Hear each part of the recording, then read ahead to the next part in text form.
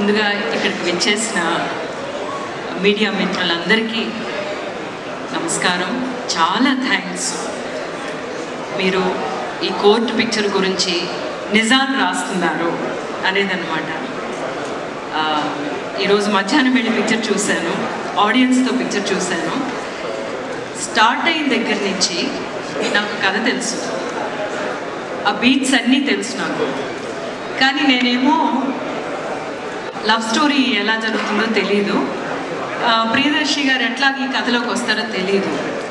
అందువల్ల స్టార్ట్ చేసిన దగ్గర నుంచి ఇది నా పిక్చర్ అని మర్చిపోయి ప్రతిసారి ఏదైనా ఒక బెస్ట్ పాయింట్ వచ్చినప్పుడు నేను చప్పట్లు కొట్టడం స్టార్ట్ చేశాను.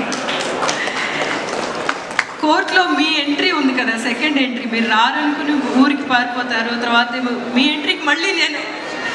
సో అంత బాగా ఈ కథ తెలిసినా కూడా నన్ను అందులోకి లాగేసింది ముందు రైటింగ్. రైటర్స్కి, జగదీష్కి ద బెస్ట్ వర్క్ మీరు ఇచ్చారు. మంచి టాలెంట్ ఇండస్ట్రీలోకి, మీరు టాలెంట్గా మీరు ఇండస్ట్రీలోకి వస్తున్నారు. అది ఒక హిట్గా తీసుకురావడం ఎలాగా అనేది కూడా మీరు తెలుసుకుని, ఎందుకంటే మంచి విషయాలు చెప్పడం ఒక ఎత్తు, అది కరెక్ట్గా చెప్పడం ఇంకొక ఎత్తు. అలా చెప్తారు అన్న ఒక నమ్మకం తనకి రాబట్టే నాని గారేమో మిమ్మల్ని ఎంచుకున్నారు. బట్ యాక్చువల్గానేమో ఆ పిక్చర్ చేస్తున్నప్పుడు నేను అనుకున్నాను, your a true artist. So ఒక ట్రూ ఆర్టిస్ట్కే ఇట్లాంటి ఒక ఎక్స్పెరిమెంటల్ ఫిల్మ్ని ప్రేక్షకులకి తీసుకెళ్దాం అనిపిస్తుంది అని చెప్పేసి అప్పుడు నేను అనుకున్నాను అనమాట. అంటే ఒక ఆఫ్ బీట్ సెన్స్ ఉంది నానిలోను, as a creator, as a producer అని చెప్పి నేను అనుకున్నాను. బట్ యాక్చువల్గా చూసుకుంటే ప్రశాంత్ వర్మ లాంటి ఒక స్పార్క్ని యూ ఐడెంటిఫైడ్. ఆ పిక్చర్ ఫుల్గా చూసిన తర్వాత నాకు అది అర్థమైంది. ఆ తర్వాత హనుమాన్ వచ్చినప్పుడు అనుకున్నా, తీసుకొచ్చింది ఎవరో మా నాని అని. బట్ ఈ పిక్చర్ నేను కథ విన్నప్పుడు కూడా నాకేమనిపించిందంటే, ఇది కూడా కొంచెం ఆఫ్ బీట్గా సెలెక్ట్ చేసుకున్నట్టున్నారు నాని అని చెప్పేసి. బట్ నాకేదో చాలా నచ్చింది ఆయన చెప్పిన. నాకేమో నా పోర్షన్ మాత్రమే చెప్పారు జగదీష్, చాలా కష్టపడి నా పోర్షన్ చెప్పారు. ఆయన చెప్తూనే ఉన్నారు, నేను ఎప్పుడు ఇలాగా మీ పోర్షన్ మాత్రం చెప్పాలి అని చెప్పలేదు మేడం, నేను ఏమో ఫుల్గా చెప్తాను, ఫస్ట్ టైం మీకు మీ పోర్షన్ చెప్తున్నాను నేను. ఆ రోజు టైం లేదు మనకి కదా, అందువల్ల అందులోనే నాకు అర్థమైంది ఇది చాలా గ్రిప్పింగ్గా ఉండే ఒక స్క్రీన్ ప్లే అని అర్థమైంది. కానీ ఇట్లాంటి కమర్షియల్ ఫిల్మ్ అనేది చూసిన తర్వాత నాకు అర్థమైంది. It's a fantastic commercial film.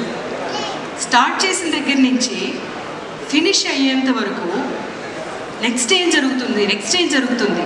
First ఏమో విక్టిమ్ సైడ్ నుంచి, మన చందు సైడ్ నుంచి అని అనుకున్నారు. తర్వాత చూస్తేనేమో 16 నిమిషాలు వచ్చేసి వీళ్ళు ఏదో తప్పు చేస్తారు అని. So that is a very very clever writing అనమాట. ఆడియన్స్ని ఒకటి గెస్ చేయించడం, మళ్ళీ వాళ్ళకి ఒక సర్ప్రైజ్ ఇవ్వడం. మీరు ఎంతవరకు ఈ కథ అనుకున్నారు కదా, ఇది కాదండి, దీని వెనక ఇంకో కథ ఉంది అని చెప్పడం అన్నమాట. Best screen play writing, masters చేసే స్క్రీన్ ప్లే రైటింగ్. అందువల్ల ఈరోజు హీరోలు మీరు ఫస్ట్. నిజంగా మంచి కథ తీసుకొచ్చి దాన్ని మంచి సినిమాగా తీస్తే ప్రేక్షకులు ఎంత సెలబ్రేట్ చేస్తారో అన్నదానికి ఇంకొకసారి ప్రూవ్ చేశారు. ప్రతిసారి ప్రేక్షకుల మీద మనం ఆ నమ్మకం పెట్టి మంచి సినిమా ఇస్తే డెఫినెట్గా ఎలాంటి సినిమా అయినా సరే తల మీద ఎత్తుకొని బాగా సెలబ్రేట్ చేస్తారు అనేదానికి కోర్ట్ అగైన్. సో ఈ పిక్చర్లోని ప్రతి కాస్టింగ్ అంటే స్పాట్ ఆన్ అనిపించింది. అంటే మేమందరం ఉండడం వేరు, ప్రియదర్శి గారి లహరి వెరీ నైస్ ఫేస్, ఆ ఫేస్ని ఎంపిక చేసుకున్నారు కదా. అక్కడ తను చూస్తూ ఉంటుంది, తను కూడా తనతో మనం ట్రావెల్ అవ్వాలి అంటే ఫేసెస్ చాలా ఇంపార్టెంట్. యాక్చువల్గా ఒక డైరెక్టర్కి ఫస్ట్ టూల్ ఆర్టిస్టే. అంటే ఆర్ట్ డైరెక్షన్ ఉంటుంది, సినిమాటోగ్రఫీ ఉంటుంది, మ్యూజిక్ ఆ తర్వాత ఏమైనా చేయొచ్చు. కానీ ఫస్ట్ టూల్ ఆర్టిస్ట్. ఆ ఫేస్ మనకి కరెక్ట్గా దొరకడం అంటే యూనో ఫ్రెండ్ క్యారెక్టర్ చేశారు రఘురామ్ గారు, చాలా బాగుందండి నిజంగా. యాక్చువల్గా యాజ్ అన్ ఆడియన్స్ ఏమనిపిస్తుందంటే, అయ్యో ఫ్రెండ్ కోసం ఇంత బాధపడుతున్నాడు కదా, he should have some relief అన్నట్టు అనిపించింది ఆ ఫేస్ని తీసుకొచ్చిన డైరెక్టర్కి అనమాట. సో ఒక్కొక్క ఆర్టిస్ట్ని, ఒక్కొక్క ఫేస్ని తను సెలెక్ట్ చేసుకున్నాడు. ఒక్కొక్క ఫేసు ఎలా మాట్లాడాలి, ఎక్కడ తగ్గాలి, ఎక్కడ ఎక్కించాలి అన్న దాంట్లో మాత్రం కాంప్రమైజ్ లేదు. మా మంగపతి గారికి తెలుసు ఆ విషయం. సో మంగపతి గారు క్యారెక్టర్, అదే శివాజీ గారి క్యారెక్టర్ మంగపతి ఇంత పెద్దగా అవ్వడానికి కారణం ఏంటంటే, ఎక్కడ ఆ క్యారెక్టర్ అలాగే ఉండాలి అన్నది తూచా తప్పకుండా తను డిజైన్ చేసుకున్నారు అనమాట. అండ్ నేనేమో అక్కడ మీరు చేసిన దానికి సార్, తర్వాత డబ్బింగ్ మీరు చేసిన విధం బ్యూటిఫుల్ అండి. The way you added that వాయిస్లో మీరు తీసుకొచ్చింది fantastic. So very very happy అండి. మీరు ఇన్ని రోజులు వెయిట్ చేసినా కూడా మంగపతితో రావడం అనేది, ఎందుకంటే ఎప్పుడు ఒక ఆర్టిస్టు చాలా ఆకలితో ఉంటారు, మనకి మంచి క్యారెక్టర్స్ పడాలి అని చెప్పి. ఇప్పటికీ నేను అలాగే ఉంటాను, అలాగే మంచి క్యారెక్టర్స్ నాకు ఇస్తున్నారు తెలుగులో అందరూ డైరెక్టర్స్ అందరూ, థ్యాంక్స్కి. అలాంటి మంచి క్యారెక్టర్స్ పడాలి అని చూస్తున్నప్పుడు ఇట్లాంటి ఒక క్యారెక్టర్తో వచ్చిస్తే నెక్స్ట్ ఇంకెలా ఉంటుంది ఆలోచించండి. సో అలాగేనమాట. అదే విషయం మీ ఇద్దరికి నేను చెప్తాను. హర్ష, ఐ డెంట్ ఎక్స్పెక్ట్ ఇంత బాగా పెర్ఫామ్ చేస్తామని. నేనేదో ఆ ఒక ఏజ్లో ఒక ఇన్నసెన్స్, ఆ ప్యూరిటీ అదే ఉంటుంది అని అనుకున్నాను. కానీ you did a lovely job. అంటే రైటర్ బ్యాక్డప్ క్యారెక్టర్, దాని మీదేమో నా క్యారెక్టర్ అంతే. యాక్చువల్గా సీతారత్నం అంత బాగా వర్కౌట్ అవ్వడానికి కారణం ఏంటంటే రాసిన విధానం. నేను లేకపోయినా నన్ను అక్కడ ఒక పెద్ద విషయంగా చూపించింది, ప్రొజెక్ట్ చేశారనమాట. సో రైటర్ బ్యాక్డప్ క్యారెక్టర్ అయినా సరే you did a great job. And my జాబ్లీ, యూఆర్ సో ప్యూర్. అసలు అట్లాగే నిష్కలంకంగా నీ మనసులో ఏమనుకున్నావు, నీ కళ్ళల్లో అదే తెలిసింది. Retain that and enjoy this moment.